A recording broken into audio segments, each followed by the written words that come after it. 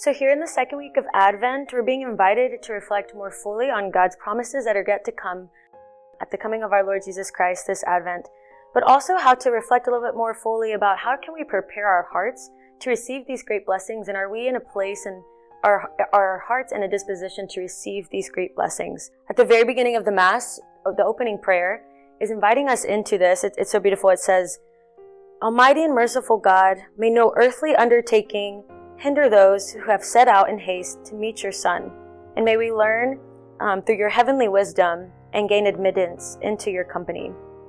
And so I think this is something that we can really focus on, this beautiful companionship that the Lord is inviting us into. And it's through this companionship, through these graces that He wants to give us, that we can prepare our hearts to receive this great blessing of His Son and the companionship that He's offering us. I was meditating more fully with Jesus, how Jesus reveals Himself with John the Baptist in the wilderness or in the desert.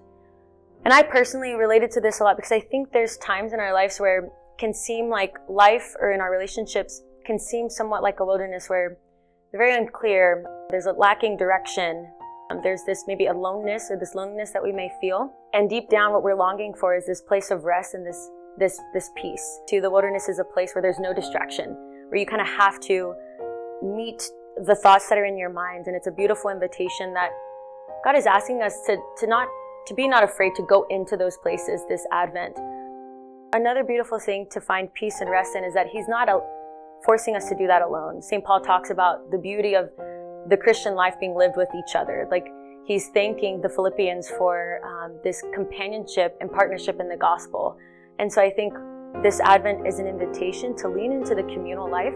I find great peace and encouragement when I think about the lives of the saints and when I see my other friends living out this beautiful prayer life.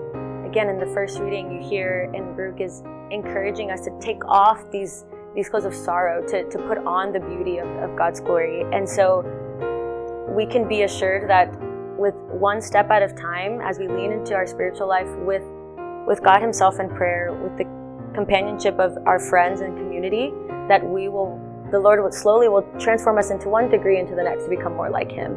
And so I pray that this Advent that we can continue to lean into that, and that we know that this is a beautiful time to be transformed more into Christ and to receive Him come Christmas Day.